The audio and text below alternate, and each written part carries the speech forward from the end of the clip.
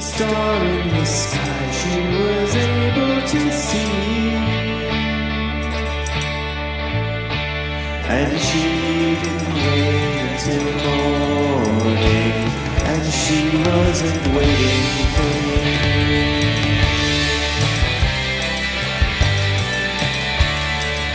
Alright, hello there, thrill seekers. That was a little bit of a song called Star by the Cheapskates, and the only place you can find that song other than my video is on this album. Oh no, not another Midnight Christmas mess again, which I did a song from this last week, I guess. Snow is Falling. Dementia 13 is also on this album.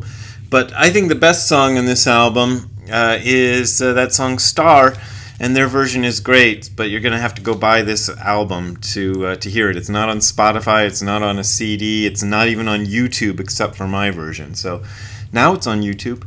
My version is. And I would like to thank Angelika in Germany, Deutschland, for sending me these lovely cookies. She sends me cookies on Christmas. She's one of the people that comes to Benediktushof, which is one of the retreat centers in Europe where I speak at and do lecture. What do you call those things? Retreats, where I run retreats. And she also sent me these dinosaur cookie cutters. It's kind of hard to see them, but there they are. So thank you, Angelika, for that. All right, I want to talk about a few things, and I'm not sure where this video is going to go, but we're going to see where it goes as we speak. I've been thinking about what I want to write about for another book, and I've been compiling stuff for a couple of years now, just little bits and pieces that I haven't figured out where they add up to, but they kind of add up to maybe a book about the Buddhist philosophy of mind only. Now, the Buddhist philosophy of mind only is often misinterpreted as idealism, philosophical idealism. If you look up idealism on the internet, like I did yesterday to check it out, the very first definition they give you is something like optimism or I don't know, belief in the great ideas, and that's what I thought it meant first. But no, idealism means the idea that, well, it's often expressed in funny ways, but that there's this idea of mind and body, and the idealists take the position that mind or consciousness or spirit is real and matter is unreal. Buddhists don't take that view, but it's easy to see why it's confusing. So I thought I'd try to write a book that untangle some of that confusion, and it'll be forever before it comes out, so don't start looking for it on your favorite book website yet. Now, I feel like there's three kinds of books that deal with the subject of mind only, and the most prevalent are, I've brought some examples for you, academic books. This one I'm reading currently, it's pretty good. Making sense of mind only. I don't like the way the author uses the word realism, because he uses realism as a synonym for materialism, and I don't think that's right. But otherwise, I think it's a pretty good book. I was reading it last night. I was just going, whoa, my brain was fritzing out. There's a bunch of others I've got.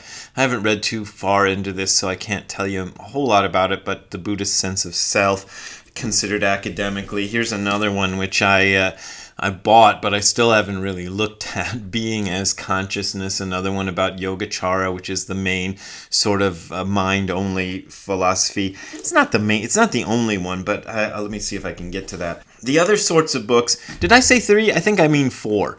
The other types of books. Okay, the other type of book that you find a lot of are sutras. So like the old Buddhist classic sutras. Here's one, 3 texts on consciousness only. Let's see, up here on the shelf, I've got a few versions of the Lankavatara Sutra. There's the new one by Red Pine. I think that's the best one. Haven't really dug into this one yet. This is an older one, D.T. Suzuki's version. There's a bunch of sutras that get into that.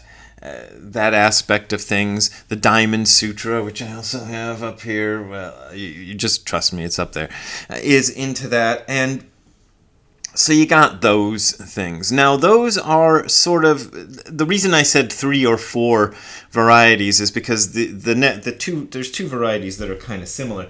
Which the other thing is by people who actually understand and have had the experience of mind only and try to write about it. One of my favorites, the Zen teaching of Huang Po.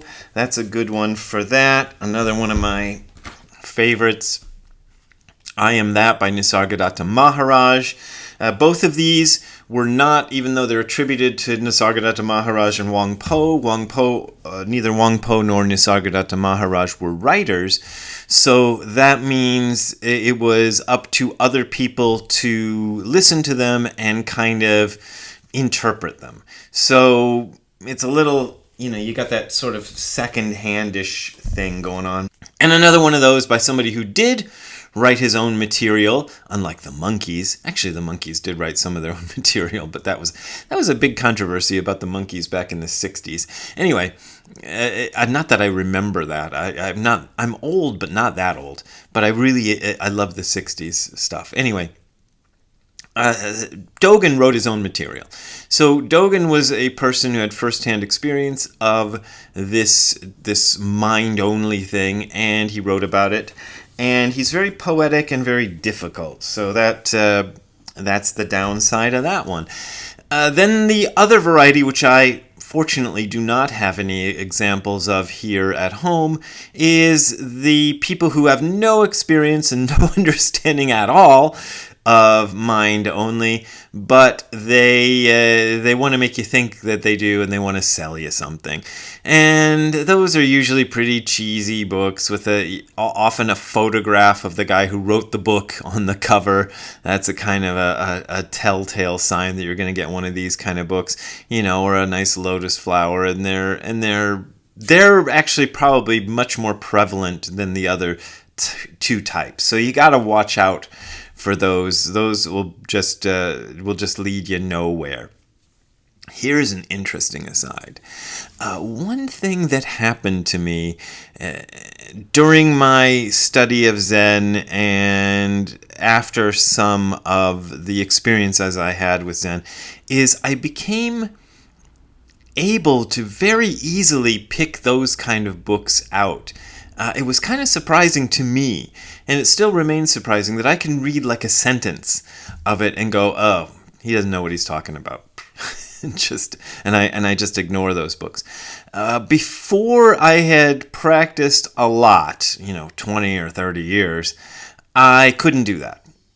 But something happened, something shifted, and then it was easy as pie to do that. So there you go. Look forward to that if you're going to keep practicing. Now, one of the problems with doing a book like this or tackling a subject like this is that what usually happens, and I'm looking for a quote that I saved. Oh, did I not send that to myself? Hold on. I actually did save it, and I just couldn't find it. Okay, here's a quote from a video that, let me see if I can find out what it was called. The video is called Consciousness Does Not Defeat Materialism, and it was put up by a guy who calls himself TMM. And I tried to follow his bio, and I even looked on his Twitter feed to try to figure out what TMM stands for, and I have no idea. He just calls himself TMM. And I assume he's the narrator on this video. And he is talking about a guy named Robert Lawrence Kuhn, only he just calls him a guy. I had to go look up what the guy's name is. And Robert Lawrence Kuhn put out a video called Does Consciousness Defeat Materialism? And he's rebutting that. But here's his rebuttal. And I bring this up because I think it's kind of typical of what you're up against when you're talking about this stuff, okay? So here's what he says. He says, here's a guy, actually Robert Lawrence Kuhn, trying to show that consciousness proves that woo is real. So that word woo. And then he lets the guy talk, and he says something like this. Materialism is the belief that only physical things exist. Other than the physical world, there is nothing else. I hope materialism is false. I want more to reality. I want more than physical things in the physical world, meaning beyond the mundane, a richer reality, possible purpose in life, something beyond death. And TMM replies to this by saying, yes, we all want silly, nonsensical things from time to time, but part of being a grown-up is understanding that wanting silly things doesn't make them any less absurd. But what would it even mean for there to be anything more than the physical? If something isn't physical, what is it? What does it mean to say that it exists? Why would you need something non-physical to exist in order to have a purpose in life? And what would it mean for there to be something after death? What is a mind if it isn't something that a brain does? So there you got the gist of it. There's two things. Is that kind of snarky attitude that people take when they are materialists, because materialists like to call themselves realists, and that's what annoys me about that book that I was mentioning before, when he conflates the words realism and materialism. And materialists who are realists like to look at anybody who's not a materialist and be like, oh, you're just into woo-woo, and you're just being silly, and you're just looking for, Stephen Batchelor, who I don't know if he's getting into being a materialist himself, I'm not sure, but calls it like conciliatory beliefs. It's something only a British person would come up with, but like beliefs that just make you feel good even though they're not true. So the characterization by that side is that if you're not a materialist, you're just clinging on to beliefs that are not true because you want to feel good. And I can understand that view because I looked at it that way too myself. When I was a teenager, this is when I was really starting to really worry about what the meaning of life was about and what all this stuff was. I started when I was like 8 or 9 years old. I can remember being concerned about it then, but it sort of reached peak frothiness when I was like 16 or 17 and was really about it. And I knew some people like that in high school. I mean, this guy talks like guys I knew in high school who were, at the time 16 or 17 years old. And I guess this guy must be 25 or 35 years old. I don't know, looking at his picture. And he's talking like what to me sounds like that petulant teenager. Like, you just don't know what's real. And so that's the way they took it. And I was kind of like, well, okay, most religion that I have encountered is pretty silly. I mean, honestly, and I still think so. Most the version of Christianity that I was around in Ohio, so this isn't to paint all of Christianity with a single brush, but I think a lot of Christianity is just belief in silly things just because it makes you feel good, and clinging to this and clinging to it really hard, and sort of trying to force it on other people because you think if other people believe it, it makes it more true. If enough people believe it, it'll make it more true. A lot of religions get into this. I'm not going to mention the other big one that gets into this even more than Christianity. Anyway, because somebody might kill me. Anyway, that's the kind of thing. So looking at that, I was inclined when I was a younger person to be a materialist too, because that seemed realistic, and religion as I saw it presented to me first in the sort of Christians that I grew up around in rural Ohio in the 80s and 70s, the 80s, I guess. It was pretty junky, and then there was that new age stuff that was also kind of like, I was a bit attracted to it for a little while, and then I thought, oh, this is just more dumb stuff. And then the Hare Krishnas who I hung around were a bit better than the New Agers, but they still had a lot of just like believing in things because it was nice to think that if I was a vegetarian and didn't have sex and chanted Hare Krishna, how many? 108 rounds per day, which is like, I forget, 16 chants is one round, so 16 times 108, I think. So how many times you have to chant Hare Krishna? Hare Krishna, Krishna Krishna, Hare Hare, Hare Rama, Rama Rama, Hare Hare. That's one. And then you have to do that 16 times 108 times. Anyway, doing all that will get you reborn in Krishna Loka, where if you're a woman, you get to go have sex with Krishna. That's one of the things. That's one of the perks they promise you. And I don't know what happens if you're a dude.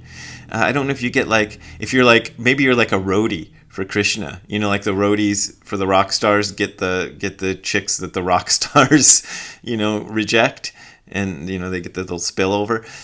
Maybe you get the chicks that Krishna rejects. I'm not sure. But anyway, something cool happens after you die, and that's the idea. And you're kind of making your life, I don't know if it's miserable, but you're doing all these things to try to ensure that your next incarnation is better. And I'm kind of like, well, I don't even know if reincarnation is real, so I don't know about doing all this stuff to make my next incarnation better. And what I found in Buddhism, the Zen Buddhism, the version that I found, which is basically derived from Dogen through Kodo Sawaki and Shunryu Suzuki and Koban Chino, and of course Nishijima Roshi, my teacher, and people like that, and my first teacher Tim, it seemed realistic. It was neither because the problem for me with materialism, I've just explained, I hope, maybe inadequately, my problem with the woo-woo religion. My problem with materialism is I could see that it was not accounting for this whole experience of reality. And that video I talked about goes and tells you, well, you can reduce everything to brain states and chemical interactions in the brain, and the mind is just what the brain does, and you can reduce it all, and you can explain it all. And I'm going, well, yeah, I suppose, I know there's gaps and people can't explain everything, but, there might come a day when people have done enough research and they can explain the flavor of chocolate, and I don't know, that's the version that people always bring up. You can't explain the flavor of chocolate. Well, yeah, but I think you can explain it till you're blue in the face and you still... There's this. I'm alive. What the hell is that? You can just you make this framework and it gets in your busy brain and it goes and then but you got nothing. Yeah, nothing, and it's also kind of depressing, because it leaves you thinking that the only thing you can do in life is just get as much as you can for yourself, get rich and get sex and get stuff, and I think, I don't think reality is like that. I mean, I got a lot of stuff. You ask my wife, she complains because I am a stuff. I got stuff.